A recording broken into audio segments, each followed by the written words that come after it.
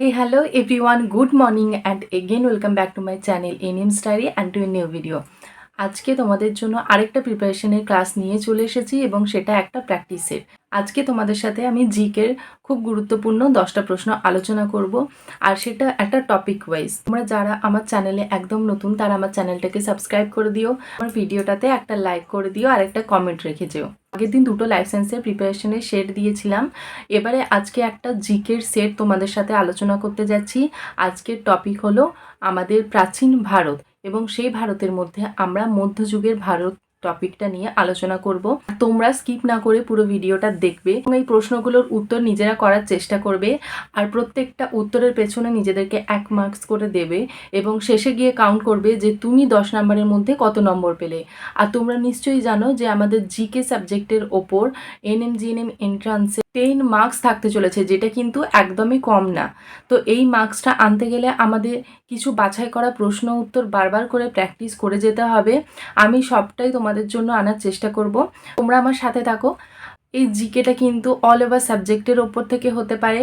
তো একদম বেশি দেরি না করে এবারে সরাসরি প্রশ্ন উত্তর পর্বে চলে যাব। তো আজকের টপিক প্রাচীন ভারত, যেখান থেকে আমরা আজকে 10টা প্রশ্ন উত্তর দেখে নেব। তো চলো শুরু করা যাক। প্রথম প্রশ্ন, বেদ শব্দটি এসেছে বিদ থেকে, যার অর্থ অপশন 1 জ্ঞান, অপশন 2 কর্ম, অপশন 3 শক্তি এবং অপশন 4 সত্য। এর উত্তর হয়ে যাবে জ্ঞান। অপশন 2, সম্রাট আলেকজান্ডার যখন ভারত আক্রমণ করেন তখন সমগ্র উত্তর ভারতে কোন রাজবংশের রাজত্ব ছিল? অপশন 1 গুপ্ত বংশ, অপশন 2 মৌর্য বংশ, অপশন 3 শাক্য বংশ, অপশন 4 নন্দ বংশ। এর উত্তর হয়ে যাবে নন্দ বংশ। চলে যাচ্ছি পরের প্রশ্নে। পাল বংশের প্রতিষ্ঠাতা কে? Option 1 Mahipala, option 2 Devapala, option 3 Gopala এবং অপশন 4 ধর্মপাল। এর উত্তর হয়ে যাবে গোপাল। ফর কোশ্চেন 4, তক্ষশিলা কোন মহাজনপদের রাজধানী? Option 1 Kosala, option 2 Kuru, option 3 ব্রিজি, অপশন 4 গান্ধার। এর উত্তর হয়ে যাবে অপশন ডি অর্থাৎ গান্ধার। চলে আসছি পরের প্রশ্নে। প্রিয়দর্শিকা নাটকটি কে রচনা করেছেন? অপশন 1 পুষ্যবর্ধন, অপশন 2 কালিদাস, অপশন 3 ভারবি এবং অপশন 4 সুমিত্র। এখানে অ্যান্সার হয়ে যাবে অপশন 1 অর্থাৎ পুষ্যবর্ধন। চলে যাচ্ছি 6 নাম্বার প্রশ্নে। গৌতম বুদ্ধের মায়ের নাম কি? অপশন 1 বোধগয়া, অপশন 2 মায়া, অপশন 3 রুক্মিণী এবং অপশন 4 শিহামণি। এখানে অ্যান্সার হয়ে যাবে অপশন 2 অর্থাৎ মায়া। কোশ্চেন নম্বর 7, মহাবীর কোন ধর্মের অন্তর্গত ছিলেন? অপশন 1 জৈন ধর্ম, অপশন 2 জরাথুস্ট্রবাদ, অপশন 3 শিখ ধর্ম, অপশন 4 বাহাই। অ্যান্সার হবে জৈন ধর্ম।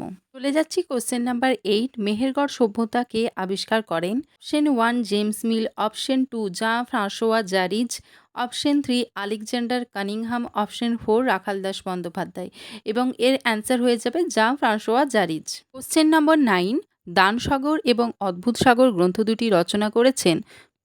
অপশন 1 লক্ষণ সেন, অপশন 2 বল্লাল সেন, অপশন 3 জয়দেব এবং অপশন 4 সামন্ত সেন এবং এর অ্যান্সার হয়ে যাবে বল্লাল সেন। চলে যাচ্ছি আজকের একদম শেষ প্রশ্নে।